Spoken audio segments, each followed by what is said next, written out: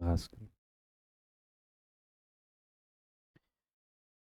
الحمد لله رب العالمين والعاقبة للمتقين والصلاة والسلام على سيد الأنبياء والمرسلين سيدنا ومولانا محمد وعلى آله وصحبه أجمعين وعلى كل من تبعهم بإحسان إلى يوم الدين.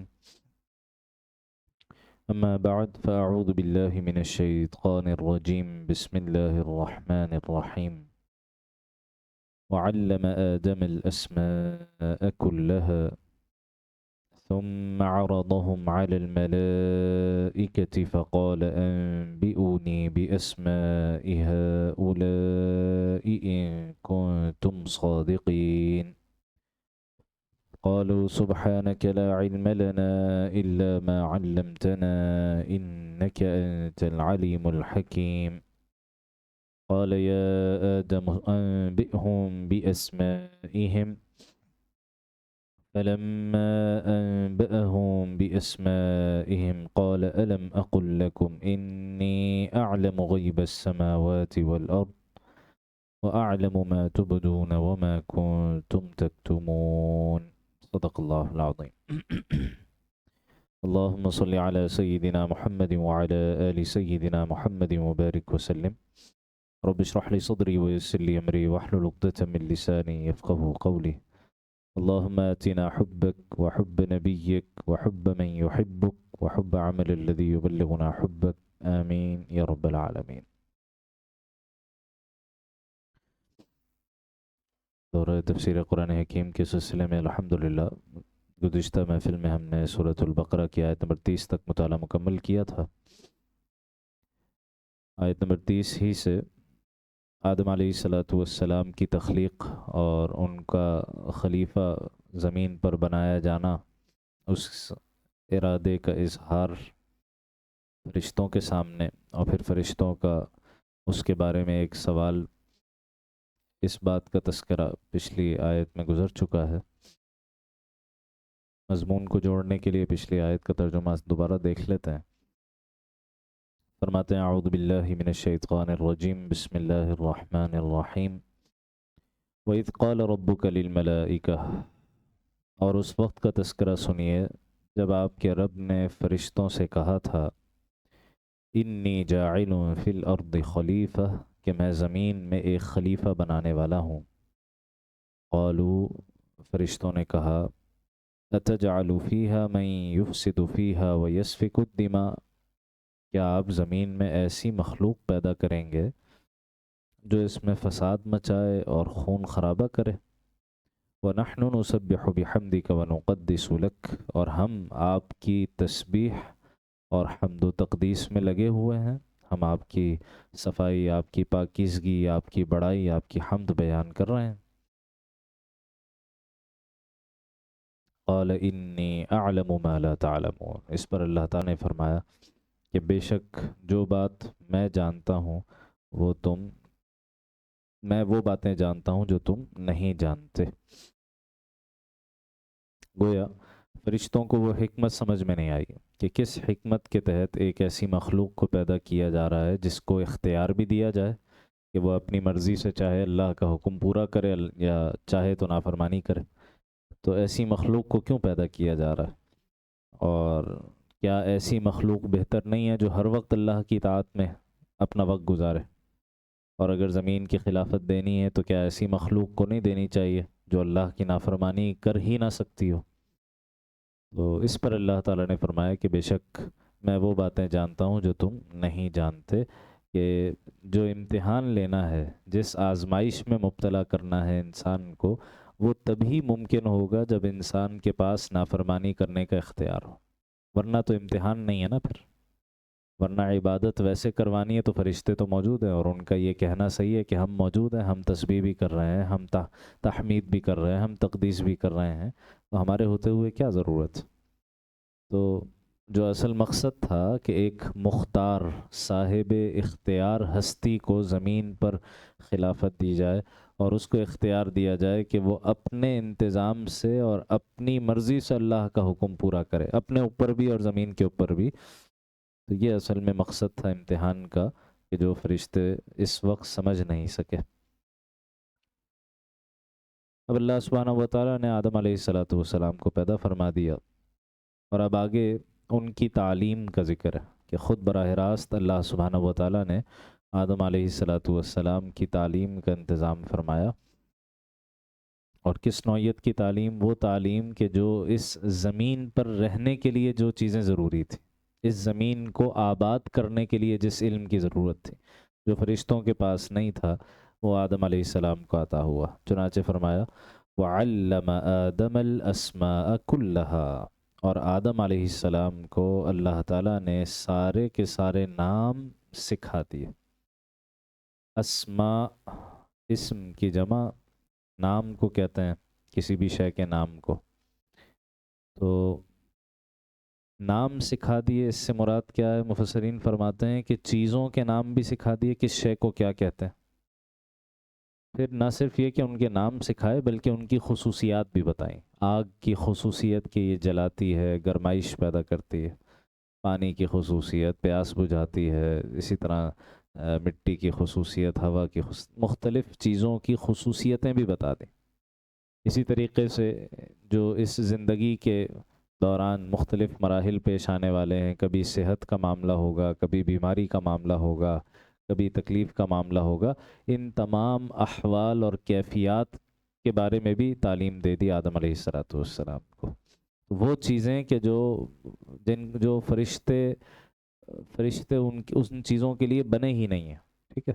فرشتوں کا کوئی مادی وجود ہے نہیں، فزیکل وجود تو ہے نہیں نا، مادی وجود تو ہم انسانوں کا ہے۔ فرشتے تو نورانی مخلوق ہیں، ٹھیک ہے، تو خاص روحانی مخلوق ہیں وہ، ان کا کوئی جسم ہے نہیں۔ جب جسم نہیں ہے تو نہ بھوک پیاس کی انہیں کوئی حاجت، نہ بیماری کا کوئی سوال، ٹھیک ہے، نہ گھر گھرستی کی کوئی معاملہ، نہ دنیا کی اشیاء سے کوئی فائدہ اٹھانا، دنیا کی چیزیں استعمال کرنا۔ تو جب ان کا جسمانی وجود ہی نہیں ہے تو وہ اس دنیا کو آباد نہیں کر سکتے تھے۔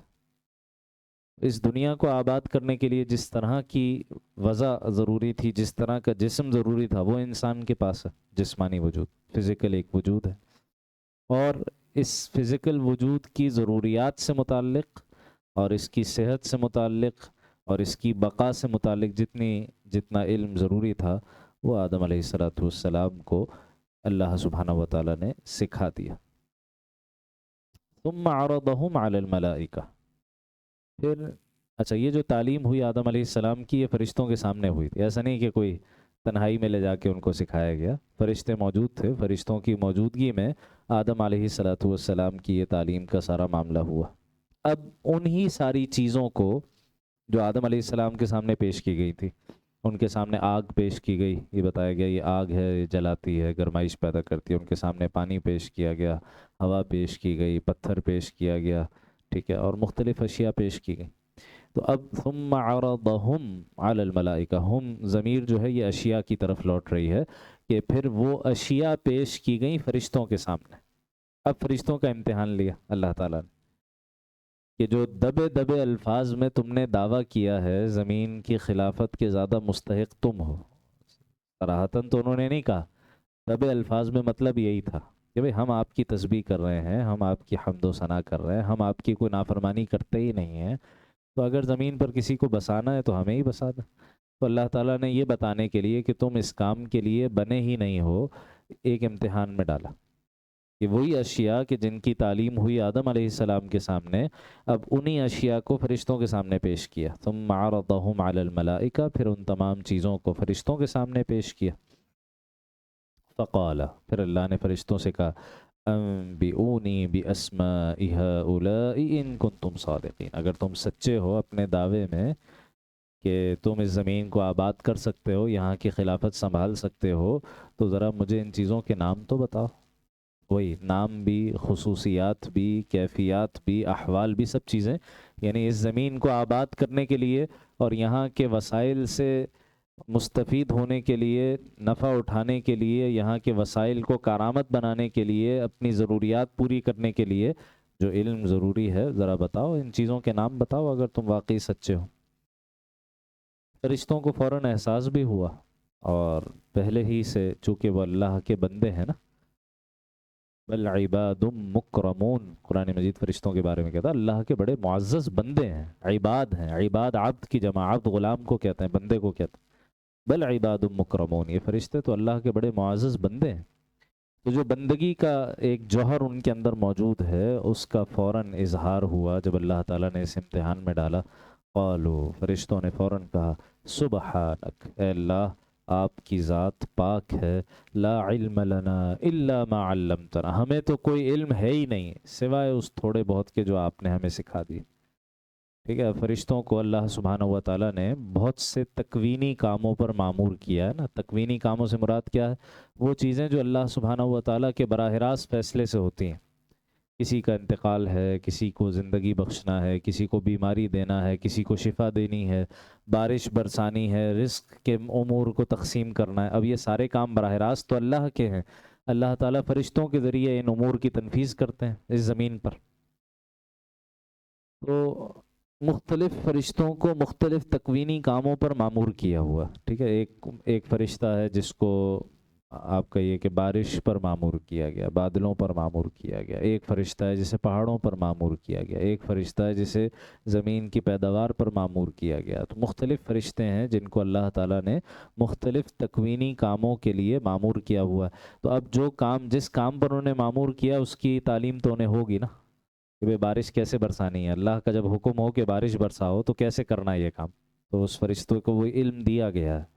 تو کہا اے اللہ ہمارے پاس کوئی علم نہیں الا ما علمتنا، سوائے اس کے کہ جو آپ نے ہمیں سکھایا، اور آپ نے ہمیں وہی علم سکھایا جو ہمارے کاموں کے لیے ضروری ہے، ہمارے فرائض کے لیے ضروری ہے، بس اس سے زیادہ علم ہمارے پاس نہیں ہے۔ اور جس امتحان میں آپ نے ہمیں مبتلا کیا ہے اس امتحان سے متعلق ہمارے پاس کوئی علم نہیں ہے۔ انک انت العلیم الحکیم، بے شک آپ ہی کی ذات ہے جو علم میں بھی کامل ہے اور حکمت میں بھی کامل۔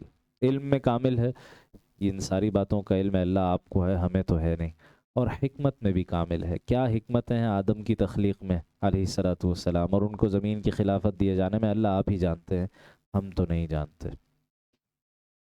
قال، اس پر اللہ تعالیٰ نے حکم دیا یا آدم، اے آدم، انبئہم باسمائہم، ذرا ان چیزوں کے نام تو بتاؤ ان فرشتوں کو۔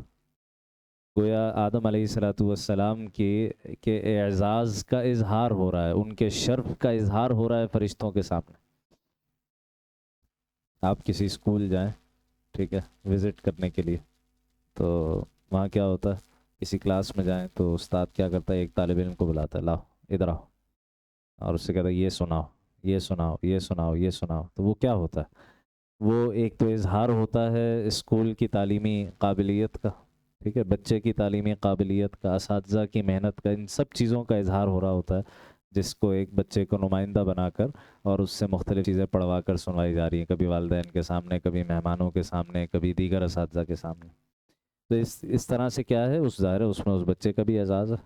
تو آدم علیہ الصلوۃ والسلام کے اعزاز کے اظہار کے لیے اللہ تعالیٰ نے فرمایا کہ آدم ذرا سناؤ تو ان چیزوں کے نام ان فرشتوں کو۔ انہوں نے فوراً، چونکہ ان کو بنایا ہی اس استعداد کے ساتھ تھا، ان کے اندر یہ صلاحیت اور استعداد رکھی گئی تھی کہ دنیا کی چیزوں کو سمجھنا اور ان کو کیسے استعمال کرنا ہے، اسی استعداد کے ساتھ پیدا ہوئے تھے۔ اس لیے فلما انبأہم باسمائہم، جب انہوں نے فوراً فرشتوں کو ان تمام چیزوں کے نام بتا دیے، ان کی خصوصیات، ان کے احوال، ان کی کیفیات، کریکٹرسٹکس، پراپرٹیز سب بتا دیا، قال، اللہ تعالیٰ نے فرمایا الم اقل لکم، اے فرشتوں کیا میں نے تم سے نہیں کہا تھا، انی اعلم غیب السماوات والارض، کہ میں آسمانوں اور زمین کے سارے بھید جانتا ہوں، ساری غیب کی باتوں کو جانتا ہوں، وَأَعْلَمُ مَا تُبْدُونَ وَمَا كُنْتُمْ تَكْتُمُونَ، اور جو کچھ تم ظاہر کرتے ہو اور جو کچھ تم چھپاتے ہو میں اس سب کو بھی جانتا ہوں۔ ظاہر تم نے یہ کیا تھا کہ آدم علیہ الصلوۃ والسلام اور ان کی ذریت، چونکہ ان کے پاس فریڈم ہوگی، اختیار ہوگا، فریڈم ٹو چوز، اختیار ہوگا کہ صحیح کا رستے کا انتخاب کریں، غلط رستے کا انتخاب کریں، تو یہ زمین میں فساد مچائیں گے، خون بہائیں گے، ٹھیک ہے۔ ظاہر تو یہ بات کی تھی، لیکن جو چیز تمہاری پوشیدہ تھی جس کو تم نے ظاہر نہیں کیا، وہ ایک آرزو تھی کہ ہم تو موجود ہیں، اس خدمت کے لیے، جس خدمت کے لیے آدم کو بنایا جا رہا ہے، آدم کو بنانے کی کیا ضرورت، ہم تو موجود ہیں۔ تو یہ جو تمہاری پوشیدہ آرزو تھی یہ بھی ہم جانتے تھے، تو کہا کہ میں وہ سب باتیں جانتا ہوں، جو کچھ تم ظاہر کرتے ہو، جو کچھ تم چھپاتے ہو، وہ سب کا علم میرے پاس۔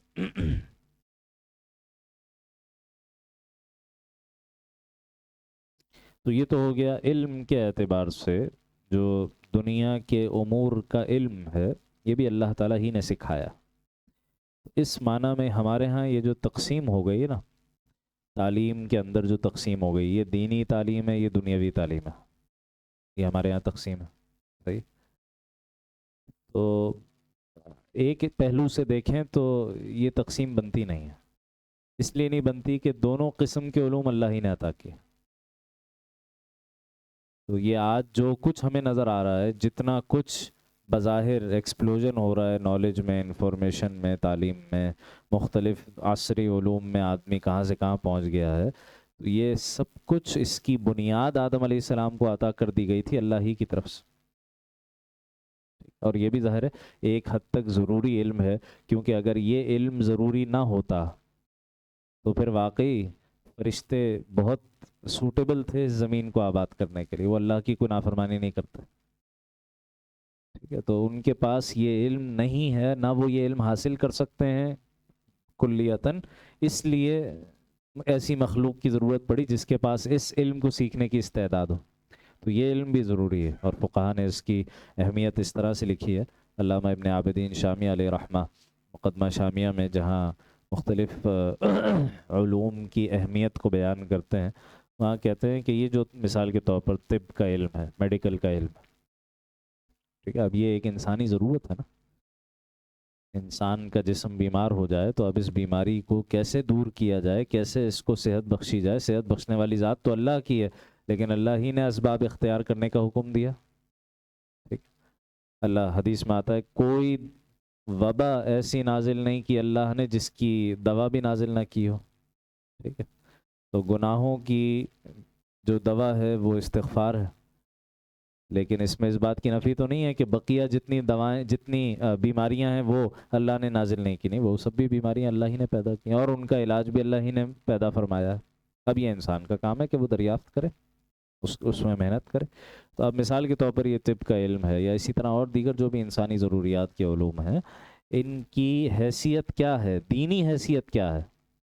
دین میں، شریعت میں ان علوم کے سیکھنے کی حیثیت کیا ہے؟ فقہا نے حکم لگایا ہے فرض کفایہ۔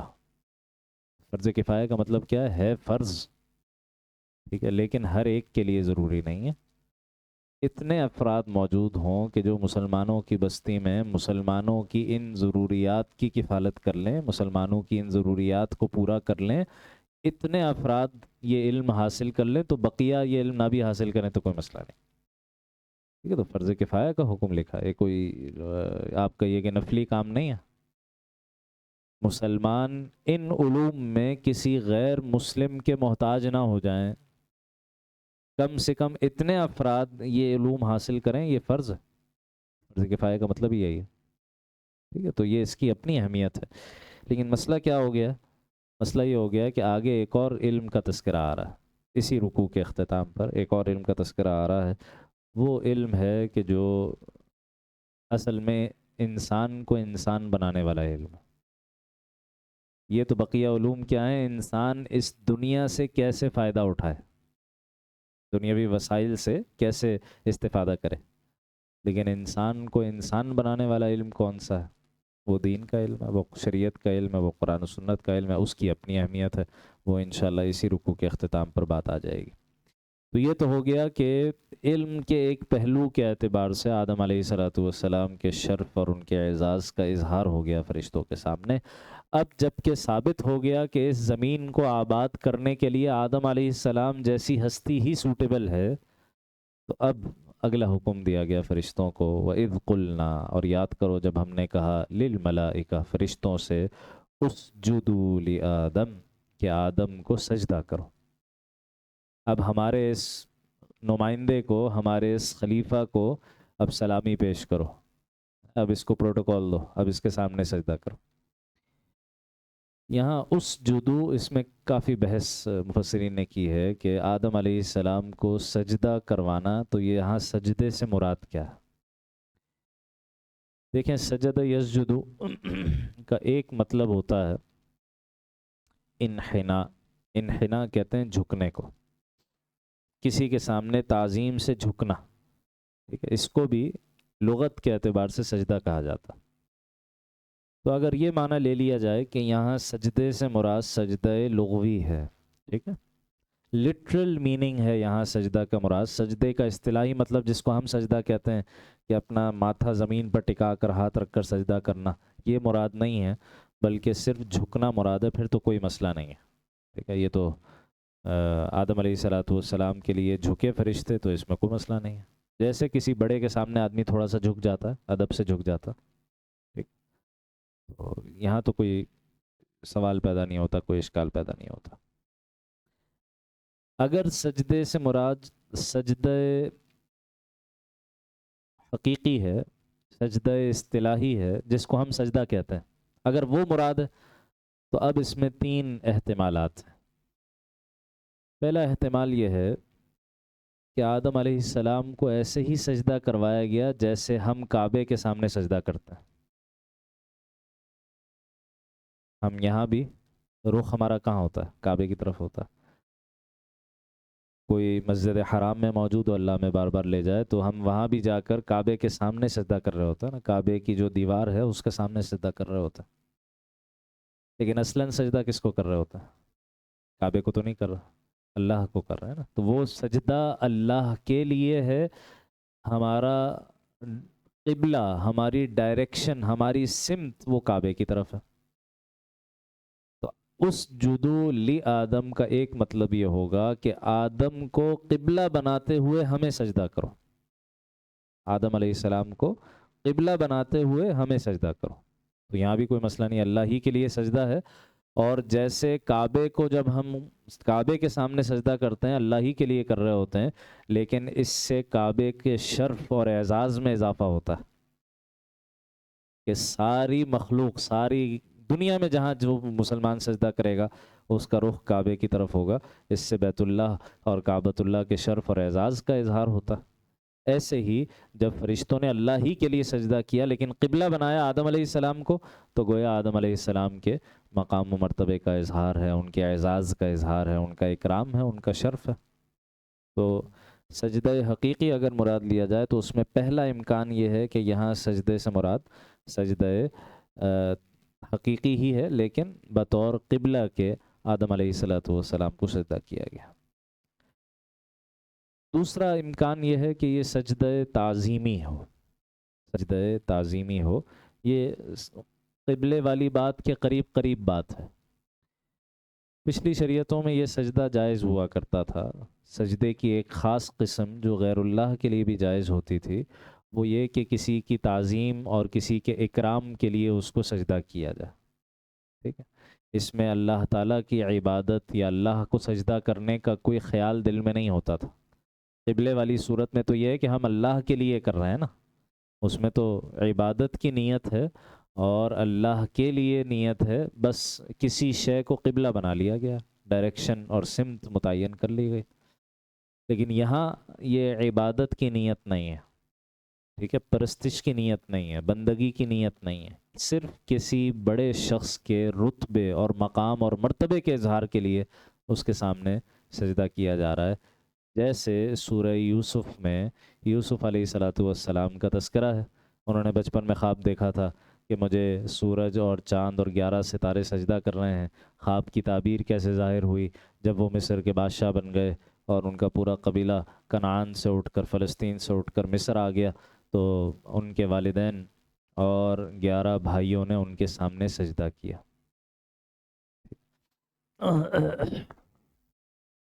تو وہ جو یوسف علیہ السلام کو سجدہ کیا گیا، وہاں بھی ایک رائے یہ ہے کہ ان کو قبلہ بنا کر اللہ کو سجدہ کیا گیا، لیکن دوسری رائے یہ ہے کہ نہیں، یہ سجدہ تعظیمی تھا جو پچھلی شریعتوں میں جائز ہوا کرتا تھا. کسی کی تعظیم اور اکرام کے لیے اس کے سامنے باقاعدہ سجدہ کیا جائے جیسے سجدہ ہوتا. ہماری شریعت میں یہ بھی ناجائز ہے. اس کو ناجائز کر دیا گیا، اس کو حرام کر دیا گیا، اس کو سجدہ تعظیمی کو ختم کر دیا گیا کہ کسی کی تعظیم اور اکرام میں تھوڑا سا جھکنا اس کی تو گنجائش ہے، لیکن پورے سجدے میں چلے جانا اس کی گنجائش نہیں۔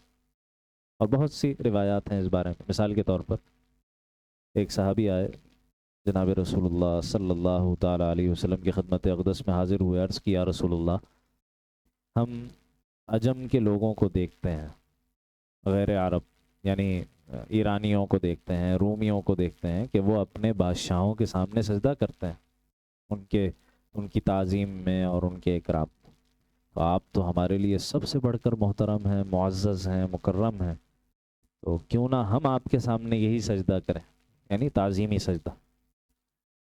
تو آپ علیہ الصلوۃ والسلام نے منع فرما دیا، نہیں کہ سجدہ صرف اور صرف اللہ تعالیٰ کے لیے ہے، اور پھر فرمایا کہ اگر کسی کی تعظیم کے لیے سجدہ کرنا جائز ہوتا تو میں بیوی کو حکم دیتا کہ وہ شوہر کے سامنے سجدہ کرے، اس کا مقام اتنا بلند ہے گھر میں کہ میں پھر بیوی کو حکم دیتا کہ وہ شوہر کو سجدہ کرے، لیکن غیر اللہ کو سجدہ کرنا جائز ہی نہیں ہے۔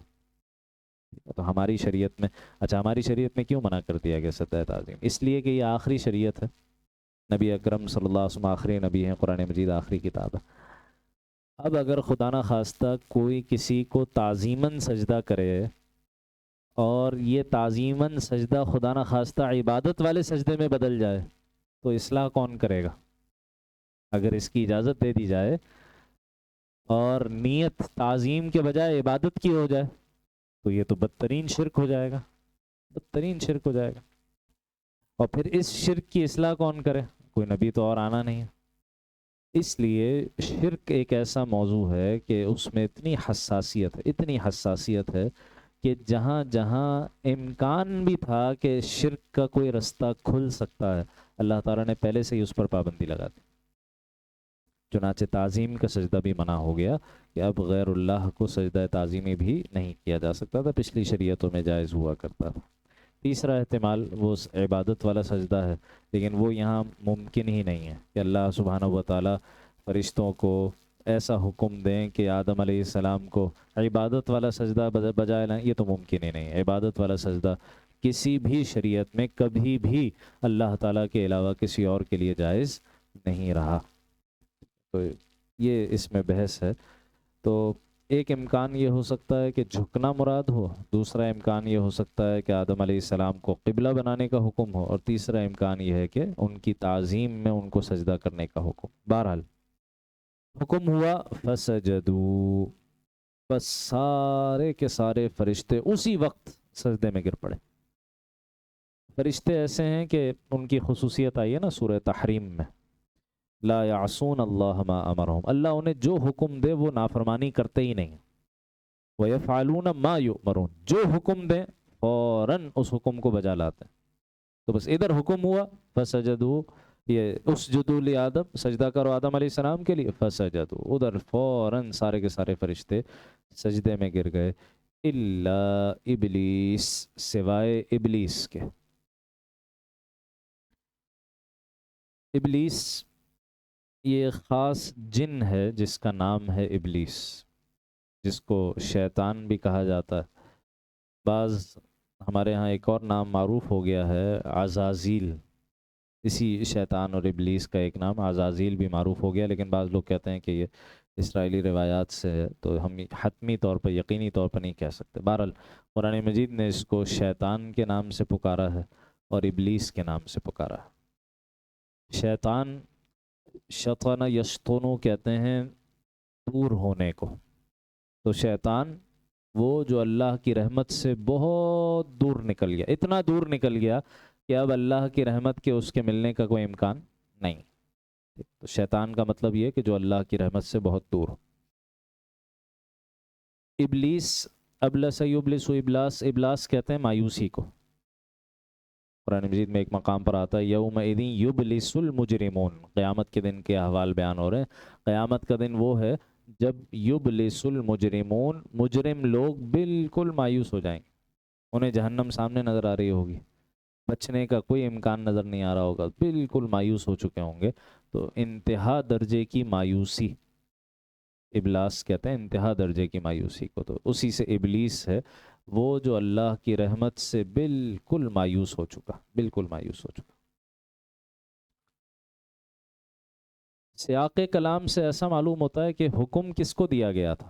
حکم تو فرشتوں کو دیا گیا تھا، اور اب کہہ رہے ہیں کہ ابلیس نے سجدہ نہیں کیا۔ تو جب حکم فرشتوں کو تھا اور ابلیس نے سجدہ نہیں کیا، تو اس سے کیا ثابت ہوا بظاہر؟ کہ ابلیس بھی فرشتوں میں سے۔ لیکن قرآن مجید نے اس کی نفی کی ہے اور صراحتاً بتا دیا سورۃ الکہف کی آیت نمبر 50 میں کہ کان من الجن، یہ ابلیس جنات میں سے تھا، کان من الجن۔ تو پھر اب سوال یہ پیدا ہوتا ہے کہ حکم تو فرشتوں کو دیا گیا تھا، اور یہ اگر جنات میں سے ہے تو اس پر تو حکم اپلائی ہی نہیں ہوتا۔ تو اب اس کا کیا جواب ہے؟ تو ایک جواب تو یہ دیا گیا کہ نہیں، فرشتوں کے ساتھ ساتھ اس کو بھی خاص طور سے حکم دیا گیا تھا۔ قرآن مجید میں ایک مقام ہے جہاں اللہ تعالیٰ نے جب سجدہ کا حکم دیا اور اس نے انکار کر دیا، تو اللہ نے فرمایا ما منعک الا تسجد اذ امرتک، اے ابلیس تجھے کیا ہوا؟ ما منعک، واحد کا خطاب کا انداز ہے، باقاعدہ مخاطب کر کے شیطان سے پوچھا اللہ نے، تجھے کس چیز نے روکا سجدہ کرنے سے؟ اذ امرتک، جبکہ میں نے تمہیں حکم دیا تھا۔ یہاں سے ثابت ہوا کہ اللہ تعالیٰ نے اس کو بھی حکم دیا تھا۔ اب یا تو وہ حکم فرشتوں کو تھا اور یہ بھی چونکہ فرشتوں کی صف میں شامل ہو گیا تھا اس لیے اس کو حکم تھا، یا اس کو علیحدہ سے حکم دیا گیا۔ دونوں امکانات، بعض نصوص سے پتہ چلتا ہے کہ علیحدہ سے شیطان کو بھی حکم دیا تھا، اور بعض مفسرین کہتے ہیں کہ نہیں، حکم اصلاً فرشتوں ہی کو تھا، لیکن چونکہ یہ فرشتوں کی صفوں میں شامل ہو چکا تھا اور اتنا بڑا بن گیا تھا فرشتوں میں کہ اس کو طاؤس الملائکہ کہا جانے لگا، فرشتوں کا سردار، تو اس وجہ سے یہ آٹومیٹکلی اس حکم میں شامل تھا۔ اور پورے قرآن مجید میں جہاں جہاں یہ واقعہ ہے، 7 مقامات ہیں جہاں یہ پورا واقعہ ہے، کسی ایک جگہ بھی آپ کو یہ نہیں ملے گا کہ شیطان نے جواب میں یہ کہا، جب اللہ نے پوچھا بھئی سجدہ کیوں نہیں کیا، تو کہیں بھی شیطان نے جواب میں یہ نہیں کہا کہ اللہ مجھے تو آپ نے حکم ہی نہیں دیا تھا، آپ نے تو فرشتوں کو، یہ ایکسکیوز شیطان نے پورے قرآن میں کہیں ذکر نہیں کیا۔ گویا شیطان بھی جانتا تھا کہ حکم تو تھا، میں جن لوگوں کو حکم دیا گیا تھا ان میں شامل تھا، یہ تو شیطان کو بھی پتا تھا، اس لیے اس نے کہیں بھی یہ ایکسکیوز نہیں کیا۔ اور ایکسکیوز کیے، آ جائے گا ابھی، ٹھیک ہے، اور دیگر مقامات پر بھی آ جائے گا، اور بہت سارے ایکسکیوزز کیے، لیکن یہ ایکسکیوز اس نے نہیں کیا کہ مجھے تو حکم ہی نہیں ہوا، تو اس کو بھی حکم تھا۔ اب یہ فرشتوں کی صفوں میں کیا کر رہا تھا، تو اس بارے میں ہم زیادہ تو نہیں جانتے، بعض تاریخی روایات ہیں، اسرائیلی روایات ہیں، جن سے پتہ چلتا ہے کہ جو اس زمین پر انسانوں سے پہلے جنات آباد تھے، تو جنات میں جب سرکشی پیدا ہوئی، ان میں جو فساد پیدا ہوا، تو فرشتوں کو حکم ہوا کہ ان کو اب زمین کے کناروں میں، زمین کی خالی مقامات کی طرف دھکیل دو، تاکہ زمین کو انسانیت کے لیے تیار کیا جا سکے، آدم علیہ السلام اور ان کی ذریت کو یہاں بھیجا جا سکے۔ تو فرشتوں کی جو جماعت آئی، اس میں جو جنات کی اس فساد کو رفع کیا گیا، اس میں اس ابلیس کا، اس شیطان کا بھی بڑا ہاتھ تھا، اس نے بھی اس میں بڑا کردار ادا کیا، اور اللہ تعالیٰ کی عبادت میں اور اللہ تعالیٰ کی اطاعت میں اتنا آگے گیا کہ فرشتوں کا کوئی استاد مقرر ہو گیا، سردار مقرر ہو گیا، بڑا مقرر ہو گیا۔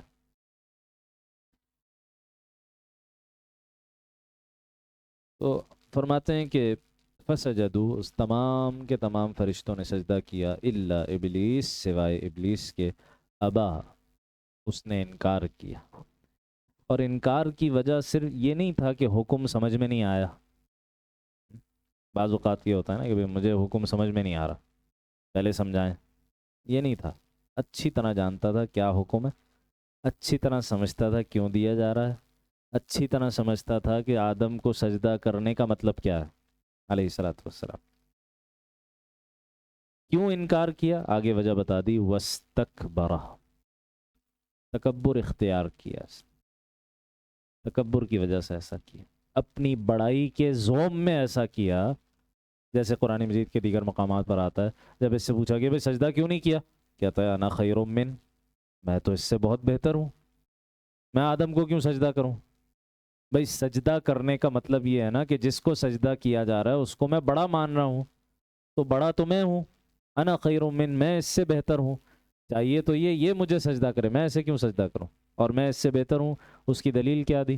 खलक़तनी मिन नार, अल्लाह तूने मुझे आग से पैदा किया, व खलक़तहू मिन तीन, और इसको मिट्टी के गारे से पैदा किया। तो मिट्टी का गारा, उसमें और आग में अगर आप तकाबुल करें तो आग में एक जोश है, एक वलवला है, एक उलूव है, एक बढ़तरी है, एक बरतरी है ना, ऊपर की तरफ जाती है, एक भड़कने का और जोश का उनसर पाया जाता है।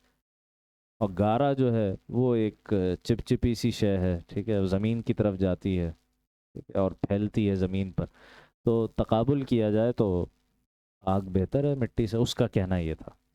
ठीक है, बड़ा बड़ा मंतकी था, बड़ा लॉजिक इस्तेमाल करने वाला था, लॉजिकल रीजनिंग बड़ी उसने इस्तेमाल की कि भाई आग मिट्टी से बेहतर है, मुझे आग से पैदा किया गया, इसे मिट्टी से पैदा किया, तो जब आग मिट्टी से बेहतर है मैं इससे बेहतर हुआ, जब मैं इससे बेहतर हुआ तो मैं इसको सजदा क्यों करूं? आपका हुक्म ही गलत था, माअज़ल्लाह। ये था इसका तकब्बुर। तो एक तरफ ये रवैया है, ये शैतानत, कि अल्लाह का एक हुक्म सामने आए और इंसान तकब्बुर की वजह से उस हुक्म को गलत समझते हुए अपनी लॉजिक और अपनी अकल और अपनी रीजनिंग और अपनी इंटेलेक्ट पर भरोसा करते हुए अल्लाह का हुक्म तोड़ दे। ये शैतानत, ये इब्लीसियत। और आदमियत क्या है, इंसानियत क्या है, वो आगे आ जाएगा। आदम अलैहिस्सलाम को भी एक हुक्म हुआ था, उनसे भी एक गलती हो गई, उनसे भी एक ख़ता हो गई, लेकिन उन्होंने फ़ौरन तौबा की, अल्लाह ताला के हुजूर गिड़गिड़ाए, एतराफ़ किया, अल्लाह ने माफ़ फरमा दिया। बस ये फ़र्क है। तो हमें देखना चाहिए कि हमारा रवैया क्या है, हम किसकी ज़ुर्रियत का दम भरते हैं, किसकी ज़ुर्रियत में से होने का दम भरते हैं।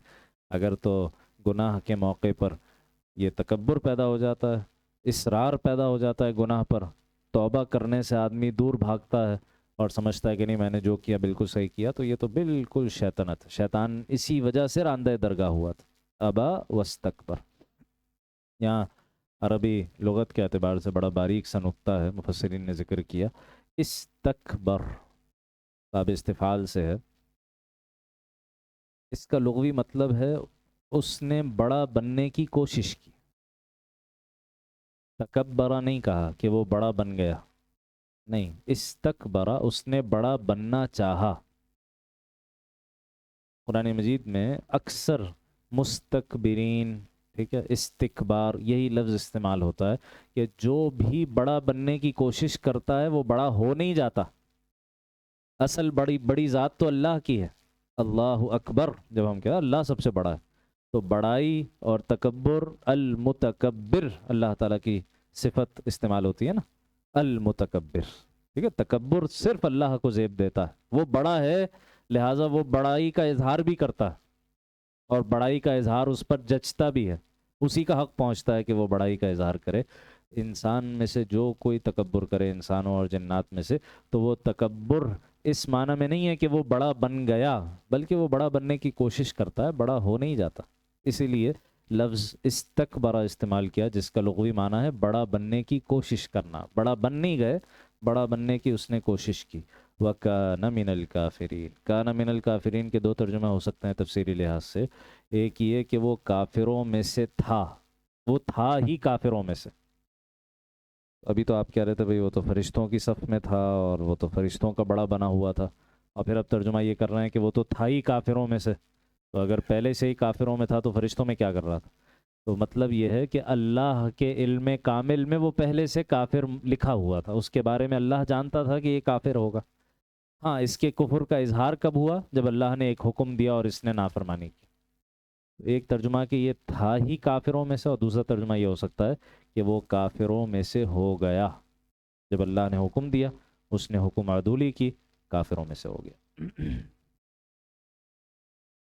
अब तीसरा इजहार आदम अलैहिस्सलाम के शर्फ और एजाज़ का। पहला इजहार इल्म के एतबार से था, दूसरा इजहार हुक्म सुजूद के एतबार से था, मसजूद मलाइक बनाया गया, मसजूद मलाइक आदम अलैहिस्सलाम को बनाया गया।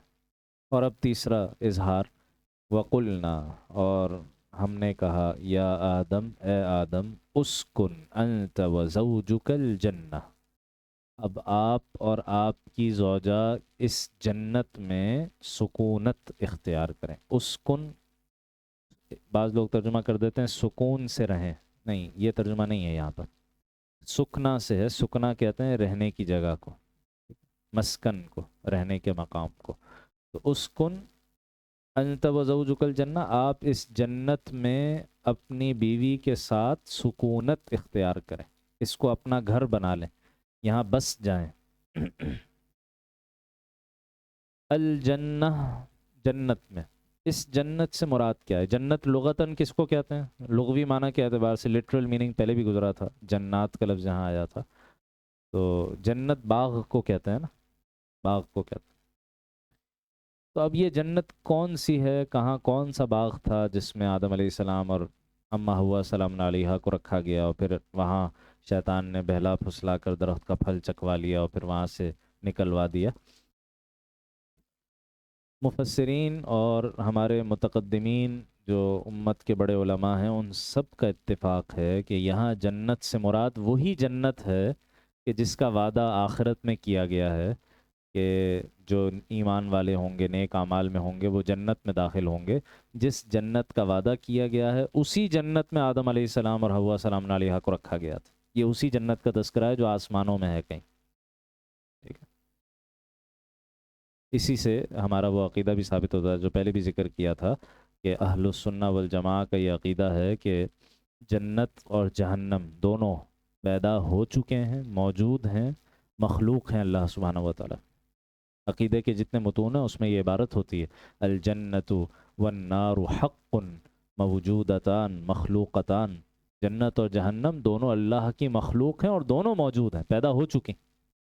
معراج کی شب نبی صلی اللہ علیہ وسلم کو ان کا مشاہدہ بھی کروا دیا گیا، بے شمار احادیث میں اس کا تذکرہ موجود، تو اسی جنت کا تذکرہ ہو رہا ہے۔ بعض ہمارے ہاں جو مغربی افکار سے متاثر لوگ ہیں، معجزات کا انکار کرنے والے لوگ اور ما فوق الفطرت چیزوں کا جو ان کے خیال میں ما فوق العقل ہوتی ہیں، ما فوق الفطرت ہوتی ہیں، تو ان چیزوں کا انکار کرنے والے لوگ وہ کہتے ہیں کہ نہیں نہیں، یہ تو اصل میں اسی دنیا میں کسی پہاڑ کے اوپر کوئی باغ تھا، اور بعض لوگوں نے تو تعیین بھی کر دی۔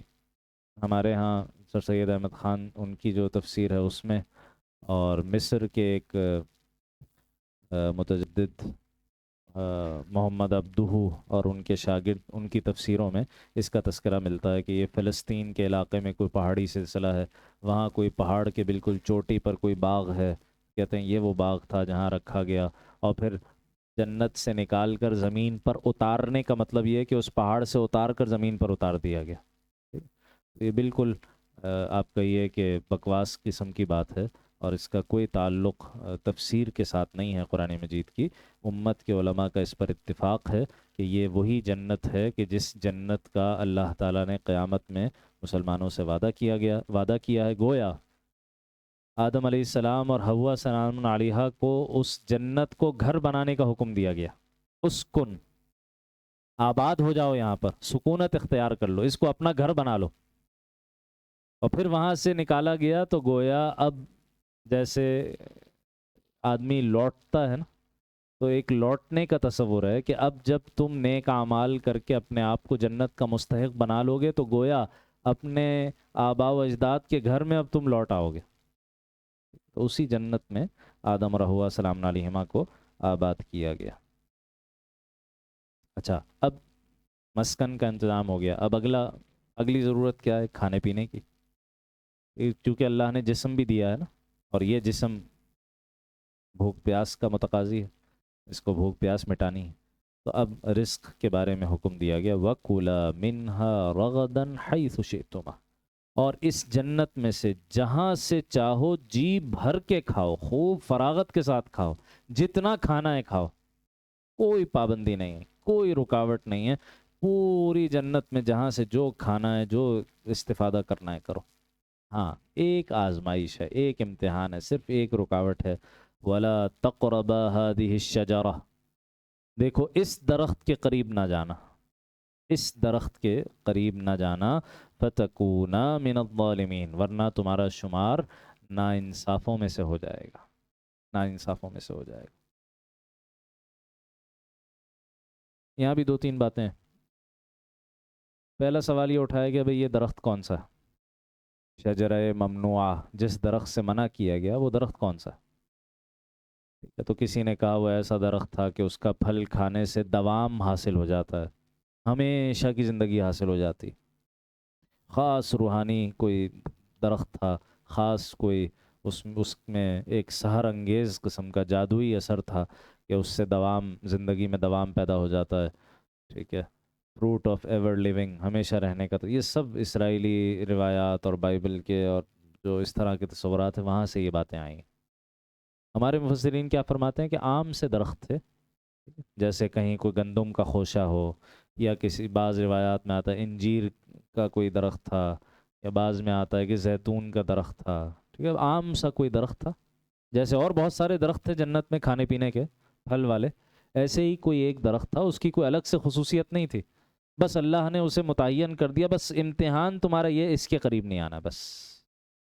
तो कोई ख़ास दरख्त नहीं था वो, बस आम सा जैसे और बहुत सारे दरख्त थे वैसे ही कोई दरख्त। अब वो मुतय्यन तौर पर गंदम का था, जैतून का था, इंजीर का था, बेरी का था, क्या था? तो इसमें सबसे बेहतरीन बात क्या है जो हमारे मुफस्सिरीन लिखते हैं कि अब हिमो मा अब हमहुल्लाह, जिस शय को अल्लाह ने गैर वाज़ेह रखा है तुम भी उसे गैर वाज़ेह ही रहने दो। अगर इसका हमारे अमल से कोई ताल्लुक़ होता तो अल्लाह बता देते कौन सा दरख्त था, जब नहीं बताया तो इसकी खोज में लगने की क्या ज़रूरत है? बस छोड़ दो, कोई एक दरख्त था, बस सादा सा कोई एक दरख्त, बस अल्लाह ने हुक्म दे दिया इसमें से ना खाना, बाकी जो खाना है खाओ। फ़अज़ल्लहुम अश-शैतान, अब यहाँ शैतान का दूसरा नाम आ गया। शैतान ने उन्हें फिसला दिया। अज़ल्ल युज़िल्लु का मतलब होता है किसी को समझा बुझा के, किसी पर मेहनत करके, बार बार उसको कोई बात समझा कर उसको किसी काम पर आमादा कर लेना। पहले वो उस काम के लिए आमादा ना हो, लेकिन बार बार कह कह कर, बार बार समझा समझा के किसी को किसी काम पर जिससे वो राज़ी ना हो उस पर उसको आमादा कर लेना। तो फ़अज़ल्लहुम अश-शैतान, शैतान ने उन दोनों को फिसला दिया, बहका दिया, उस काम पर आमादा कर लिया। गोया उन्होंने दरख्त का फल चख लिया। फ़अख़रजहुमा मिम्मा काना फ़ीह, और वो दोनों जिस ऐश में थे उस ऐश की ज़िंदगी से उन्हें निकाल कर रहा। अब यहाँ सिर्फ ये एक जुमला है, बाकी इस जुमले की पूरी शरह और वजाहत ये सूरह आराफ में आएगी इंशाअल्लाह, 7वीं सूरत कुरान हकीम की। उसमें दूसरे रुकू में बहुत तफसील के साथ यही वाक़या आया है, और वहाँ तफसील है कि शैतान ने कैसे क्या बातें कहीं जिस बुनियाद पर आदम अलैहिस्सलाम ने दरख्त का फल खा लिया। यहाँ पर बस एक बात की वजाहत ज़रूरी है, बाकी तो तफसील इंशाअल्लाह सूरह आराफ में आ जाएगी। एक बस ख्याल होता है कि अम्बिया अलैहिमुस्सलाम के बारे में हमारा अक़ीदा क्या है कि अम्बिया गुनाहों से पाक होते हैं, मासूम अनिल ख़ता, हर किस्म के गुनाह से पाक है, गुनाह कर ही नहीं सकते। और आदम अलैहिस्सलाम सिर्फ पहले इंसान नहीं है, बल्कि पहले नबी भी हैं। ठीक है, नबूवत से और अज़मत से इंसानियत का आगाज़ हुआ है कि जो पहला इंसान था वही पहले नबी भी हैं। अब अगर आदम अलैहिस्सलाम नबी हैं तो उनसे ये गलती कैसे हुई? अल्लाह ने एक हुक्म दिया ये काम ना करो, उन्होंने वो काम कर लिया।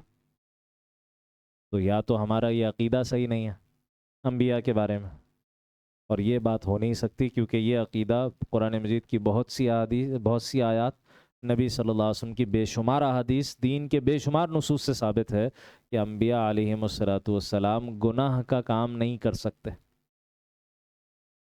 गोया ये बात साबित हो, अगर तो ये अक़ीदा सही है, और ये अक़ीदा सही है, ठीक है, इस पर इतने दलाइल हैं कि उनका मजमुआ 1400 साल से उम्मत इस अक़ीदे को मानती चली आ रही है। तो अब अगर अम्बिया मासूम है तो इसका मतलब है ये जो दरख्त का फल चख लिया था आदम अलैहिस्सलाम ने, ये गुनाह नहीं है।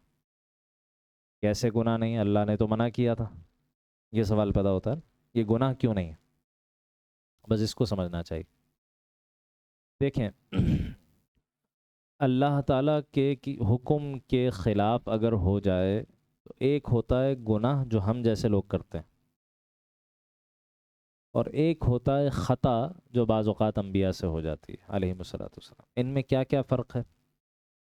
سب سے بنیادی اور سب سے اہم نقطہ یہ ہے کہ ہم جب گناہ کرتے ہیں، میں لفظ گناہ استعمال کر رہا ہوں جو کہ انبیاء کے لیے استعمال کرنا جائز نہیں ہے، غیر نبی سے جب غلطی ہوتی ہے گناہ کے درجے میں، تو اس میں باقاعدہ نیت ہوتی ہے اللہ کا حکم توڑنے کی، باقاعدہ اللہ کی نافرمانی کا جذبہ ہوتا ہے.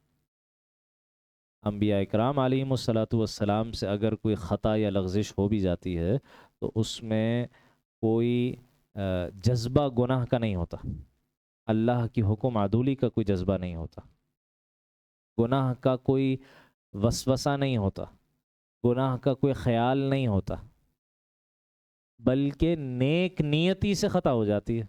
نیک نیتی سے اللہ کا حکم پورا کرنا چاہ رہے ہوتے ہیں لیکن بعض اوقات وہ حکم پورا نہیں ہو پاتا. اس کی بہت سی مثال ہیں. یہاں کیا مثال ہے؟ یہاں اس کی مثال ایسے ہے کہ آدم علیہ السلام نے اس درخت کا پھل اس لیے نہیں چکھا کہ انہیں یاد تھا کہ اللہ نے منع کیا ہوا ہے اور ذرا میں چکھ کے دیکھوں کہ ہوتا کیا ہے، اللہ کا حکم توڑنے سے کیا ہوتا ہے. یہ ہرگز بھی حضرت آدم علیہ السلام کا خیال نہیں تھا، بلکہ وہ جو شیطان نے جو یہاں آیا نا، شیطان نے پھسلایا، تو شیطان نے بہکاوا کیا دیا تھا، وہ سورہ اعراف میں آتا ہے کہ کیا میں تمہیں ایسے درخت کے بارے میں نہ بتاؤں؟ تمہیں پتہ ہے اس درخت سے کیوں منع کیا؟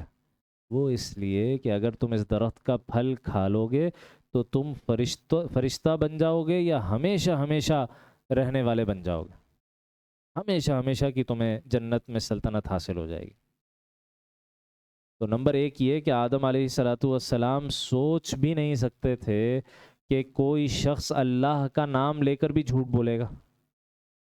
شیطان نے، وہاں آتا ہے سورہ اعراف میں، وَقَاسَمَهُمَا، شیطان نے دونوں کو اللہ کے نام کی قسمیں دیں کہ میں سچ کہہ رہا ہوں. تو آدم علیہ السلام تصور بھی نہیں کر سکتے تھے کہ کوئی بندہ اللہ کے نام کی قسم کھائے اور جھوٹ بولے، تو اس لیے اس کے بہکاوے میں آ گئے. ایک بات یہ کہی گئی. اور دوسرا یہ کہ اللہ کا حکم کہ اس درخت کا پھل نہیں کھانا وہ بھول گئے تھے، اور شیطان کے کہنے پر کہ اس سے ہمیشہ کی زندگی حاصل ہو جائے گی، انہیں یہ خیال ہوا اس کا مطلب یہ ہے کہ میں یہاں جنت میں ہمیشہ ہمیشہ اللہ کے قرب میں رہوں گا. ٹھیک ہے، تو نیک نیتی سے، نیکی کے جذبے سے، اللہ کی محبت میں ایک کام کیا کہ وقتی طور پر بھول گئے کہ اسی کام سے منع کیا تھا اللہ تعالیٰ. تو یہ بھول کی وجہ سے ہوا، نسیان کی وجہ سے ہوا، کسی غلطی اور کسی غلط جذبے اور کسی وسوسے کی بنیاد پر نہیں تھا، بلکہ نیک نیتی سے ہوا، اچھے خیال سے ہوا، اچھے نتیجے کی خواہش میں ہوا. ٹھیک ہے، تو یہ ساری باتیں ہیں جو مفسرین نے ذکر کی ہیں کہ یہاں جو آدم علیہ السلام اور ان کی زوجہ سیدہ حوا سلام علیہا سے جو غلطی ہوئی وہ اس نیک نیتی میں ہو گئی اور اس غلط فہمی میں ہو گئی کہ یہ شیطان اللہ کا نام لے کر جھوٹ نہیں بولے گا. فَأَخْرَجَهُمَا مِمَّا كَانَا فِيهِ، اور ان دونوں کو نکال دیا اس عیش سے جس عیش و عشرت کی زندگی میں. اور اصل میں یہی مقصد تھا جنت میں آدم علیہ السلام کو بھیجنے کا مقصد، ان کو ہمیشہ وہاں رکھنا تو تھا نہیں، کیونکہ اللہ پہلے ہی اعلان کر چکے کہ یہ کہاں کے خلیفہ ہیں، جنت کے خلیفہ تھوڑی ہیں. فرشتوں سے کیا کہا تھا؟ انی جاعل فی الارض خلیفہ، میں نے انہیں زمین کا خلیفہ بنایا. تو جنت میں رکھنے کا مقصد یہ امتحان تھا اور یہ مشاہدہ تھا، یہ ڈیمونسٹریشن تھا، یہ مظاہرہ تھا کہ شیطان کیسے کیسے دھوکہ دیتا ہے، شیطان کیسے کیسے حملہ کرتا ہے، شیطان کیسے کیسے اللہ کا حکم توڑنے پر آدمی کو آمادہ کرتا ہے. یہ مظاہرہ اور یہ ڈیمونسٹریشن کرنے کے لیے تھوڑی دیر کے لیے جنت میں رکھا گیا تھا، ورنہ تو دنیا میں تو بھیجنا ہی تھا. وَقُلْنَا، اور پھر ہم نے حکم دیا، اِهْبِطُوا بَعْضُكُمْ لِبَعْضٍ عَدُوٌّ، اب تم سب یہاں سے اتر جاؤ، تم ایک دوسرے کے دشمن ہوگے. گویا اب قیامت تک انسانیت اور شیطنت میں دشمنی رہے گی، قیامت تک یہ دونوں آپس میں ایک دوسرے کے دشمن رہیں گے. وَلَكُمْ فِي الْأَرْضِ مُسْتَقَرٌّ وَمَتَاعٌ إِلَىٰ حِينٍ، اور تمہارے لیے زمین پر ایک مدت تک ٹھہرنا ہے اور کسی قدر فائدہ اٹھانا ہے. ہر ایک کی ایک مدت متعین ہے، کس نے کتنا عرصہ زمین پہ رہنا ہے، اس زمین پر اس عرصے میں وہ کتنا اس زمین سے فائدہ اٹھائے گا، یہ سب چیزیں اللہ نے پہلے سے طے کی ہوئی ہیں. جیسے مسلم کی روایت میں آتا ہے بچہ ابھی رحم مادر میں 4 مہینے کو پہنچتا ہے، یہ طے کر دیا جاتا ہے اس کی عمر کتنی ہوگی، اس کا رزق کتنا ہوگا، سانسیں اور اس کی اجل کتنی ہوگی، موت کب آئے گی، اور یہ طے کر دیا جاتا ہے کہ یہ شقی ہوگا یا سعید ہوگا، بدبخت ہوگا یا نیک بخت ہوگا، یہ سب باتیں پہلے سے طے کر دی جاتی ہیں۔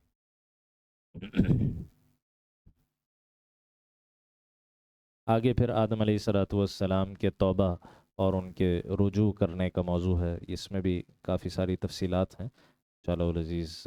یہ آیت نمبر 36 تک آج ہمارا مطالعہ مکمل ہو گیا، آیت نمبر 37 سے پھر مطالعہ اگلی نشست میں زندگی رہی موقع رہا تو انشاءاللہ اس مطالعے کو آگے بڑھائیں گے۔ اقول قولی ھذا واستغفر اللہ لی ولکم ولسائر المسلمین والمسلمات۔ دعا کر لیجیے۔ الحمد لله رب العالمين والصلاة والسلام على سيد الأنبياء والمرسلين سيدنا ومولانا محمد وعلى آله وصحبه أجمعين. ربنا تقبل منا إنك أنت السميع العليم وتب علينا إنك أنت التواب الرحيم. اللهم صل على سيدنا محمد وعلى آل سيدنا محمد وبارك وسلم. اللهم اغفر لنا ولآبائنا ولأمهاتنا ولأزواجنا ولذرياتنا ولشيوخنا ولمشايخنا ولمن له حق علينا ولجميع المؤمنين والمؤمنات والمسلمين والمسلمات الأحياء منهم والأموات إنك سميع قريب مجيب الدعوات.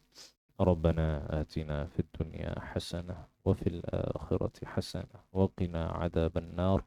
اللهم أجرنا من النار وأدخلنا الجنة مع الأبرار يا عزيز يا غفار يا أرحم الراحمين. وصلى الله تعالى على خير خلقه سيدنا ومولانا محمد وعلى آله وصحبه أجمعين. آمين برحمتك يا أرحم الراحمين.